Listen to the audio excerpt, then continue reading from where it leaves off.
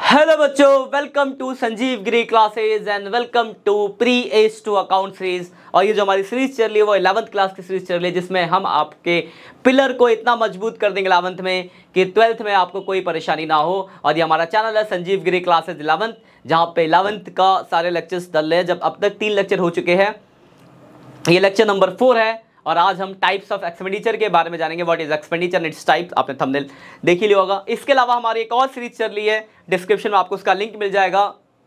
12th वालों के लिए, आपका कोई दोस्त है 12th का तो आप उसको शेयर कर सकते हो। वहाँ 3 चैप्टर हो चुका ऑलरेडी, वो है आपकी एज टू अकाउंट सीरीज। ठीक है बच्चों, और कोई बच्चा नया आया तो चैनल को सब्सक्राइब जरूर कर देना। मैं आपको एक बात और बता दूं, जो भी मैं आपको बोर्ड पे पढ़ाऊंगा उसका हमारा पीडीएफ पैनल, पीडीएफ मतलब पीडीएफ फॉर्मेट में जाके आपको नोट्स बनाने में आसानी, वो हमारे टेलीग्राम चैनल पे जाता है। डिस्क्रिप्शन में आपको टेलीग्राम चैनल का लिंक मिल जाएगा, तो फटाफट से जाके हमारे उस टेलीग्राम चैनल को सब्सक्राइब कर लीजिए। एक लिंक और होगा इंस्टाग्राम चैनल का, इंस्टाग्राम को भी फॉलो कर दीजिए नए अपडेट्स के लिए। और जल्दी उस पर मैं लाइव आके आप लोगों से इंटरेक्ट होऊंगा, आप लोगों से बातचीत करूंगा। और ये भी डिस्कस करेंगे कि कब यूट्यूब पे लाइव आके आप लोगों से कम्युनिटी के साथ बातचीत करनी है और आपके डाउट्स को क्लियर करना है। चलिए फिर देरी ना करते हुए आज के टॉपिक को स्टार्ट करते हैं। बेटा आज हम जानेंगे एक्सपेंडिचर के बारे में कि व्हाट इज एक्सपेंडिचर, एक्सपेंडिचर क्या होता है और इसके टाइप्स क्या। एक्सपेंडिचर मतलब बेसिकली एक तरह से खर्चा होता है, खर्चे इनकर्ड या फिर liability incurred for the acquiring of assets और बिजनेस सर्विसेज। ठीक है, अब एक्सपेंडिचर के टाइप्स 3 तरह के होता है। कैपिटल एक्सपेंडिचर होता है, रेवेन्यू एक्सपेंडिचर होता है, डफर्ड रेवेन्यू एक्सपेंडिचर होता है। कैपिटल एक्सपेंडिचर का मतलब क्या होता है, वैसे खर्चे जो आपको एक मैंने कीवर्ड बना रखा है, मोर देन 1 ईयर बेनिफिट देते हैं और किसी एसेट्स को एक्वायर करने के लिए किए जाते हैं। डिटेल के लिए मैं आपको शॉर्ट में भी दिखाऊंगा, अपने नोट्स भी मैंने तैयार कर रखे, ये शॉर्ट में बता देने के लिए आपको। फिर रेवेन्यू एक्सपेंडिचर में जो बेनिफिट 1 साल से कम देते हैं और बिजनेस के ऑपरेशनल खर्चे होते हैं।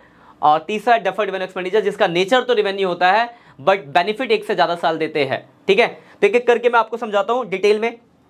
सबसे पहला व्हाट इज एक्सपेंडिचर, तो expenditure is the amount expend और liabilities incurred for acquiring assets, goods और सर्विसेज। कोई एसेट्स, गुड्स या सर्विस को एक्वायर करने की जो कॉस्ट होती है दैट इज एक्सपेंडिचर। और एक्सपेंडिचर के जो टाइप्स है बेटा, कैपिटल एक्सपेंडिचर, रेवेन्यू एक्सपेंडिचर और डफर्ड रेवेन्यू एक्सपेंडिचर होता है। तो सबसे पहला अगर मैं बात करूं कैपिटल एक्सपेंडिचर की बेटा, तो देखो ये रही कैपिटल एक्सपेंडिचर। तो कैपिटल एक्सपेंडिचर बेटा क्या होता है, it is the amount incurred to acquire assets और improving the existing assets। या तो किसी एसेट्स को खरीदने में खर्चा हुआ है या किसी पुराने एसेट्स को ठीक कराने में, अच्छा मतलब बड़ा बना, ये नहीं रिपेयर नहीं, उसको इंप्रूव कराने में कुछ उसके अंदर आइटम लगा जिससे उसकी कॉस्ट का पार्ट हुआ, उसका जो खर्चा दैट इज कैपिटल एक्सपेंडिचर। जैसे इसके बेनिफिट क्या है, it get benefits more than 1 year. ये जो कैपिटल एक्सपेंडिचर की याद रखना कीवर्ड, वो 1 साल से ज्यादा बेनिफिट देता है और किसी एसेट्स को एक्वायर करने के लिए किया जाता है, that is capital expenditure. Example for machinery purchase, building purchase, furniture purchase, मतलब कोई भी फिक्स एसेट्स खरीदना जो होता है वो आपके लिए बेटा क्या होता है, वो आपके लिए कैपिटल एक्सपेंडिचर होता है। क्लियर है वर्ड कैपिटल एक्सपेंडिचर। अगला बेटा आपका रेवेन्यू एक्सपेंडिचर की बात की जाए तो mostly benefits of expenditure we enjoying only within the current year and then it's known as revenue expenditure. मतलब वैसे खर्चे जो आपको 1 साल से कम बेनिफिट, 1 साल के अंदर ही होते हैं, 1 साल से कम बेनिफिट देते हैं, 12 महीने तक बेनिफिट देते हैं, they all are called revenue expenditure. देखो एग्जांपल, देखो क्या, it get benefit within 1 year, 1 साल के अंदर ही बेनिफिट देता है। एग्जांपल क्या है, एक्सपेंसेस और एडमिनिस्ट्रेशन, ऑफिस, सैलरी, रेंट पे करना, सैलरी पे करना, कमीशन पे करना, इंटरेस्ट पे करना। ठीक है, ये सब आपके क्या है, रेवेन्यू एक्सपेंडिचर है। ठीक है, चलिए और आपके आखिरी बचता है, ये तो मैंने आपको ड्राइंग बनाई थी इसकी, आपका आखिरी deferred revenue expenditure. It is a revenue expenditure in nature but return of in more than 1 accounting period. मतलब नेचर तो इसका रेवेन्यू है बट बेनिफिट 1 से ज्यादा साल देता है, तो उसको हम 1 से ज्यादा साल में राइट ऑफ करते हैं, तो वैसे एक्सपेंडिचर को बोलते हैं डफर्ड रेवेन्यू एक्सपेंडिचर। मतलब दोनों में नहीं आ सकता। देखो 1 साल से ज्यादा बेनिफिट दे रहा है लेकिन एसेट्स नहीं आ रहा बदले में, तो कैपिटल के अंदर नहीं आ सकता क्योंकि उसके कीवर्ड फुल नहीं कर रहा।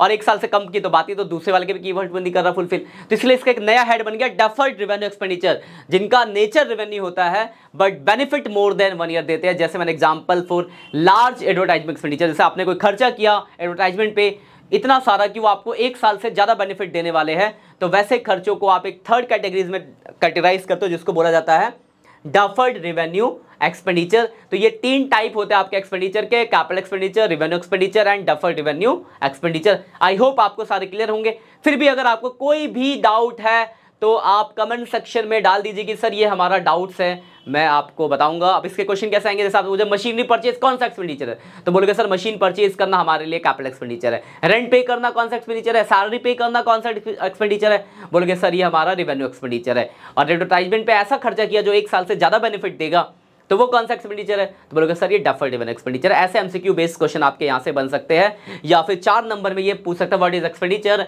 And explain types of expenditure, इस तरीके से क्वेश्चन आ सकता है। या फिर 3-4 पॉइंट दिया होगा, जो बताओ ये किसमें कौन सा रेवेन्यू एक्सपेंडिचर, कौन सा कैपिटल एक्सपेंडिचर है, कौन सा डेफर्ड रेवेन्यू एक्सपेंडिचर है। बाकी ये बेस है तो स्ट्रांग रहना चाहिए, क्योंकि पिलर अगर मजबूत रहेगी तो इमारत भी आपकी मजबूत बनेगी। इस बात को ध्यान रखिएगा बच्चों।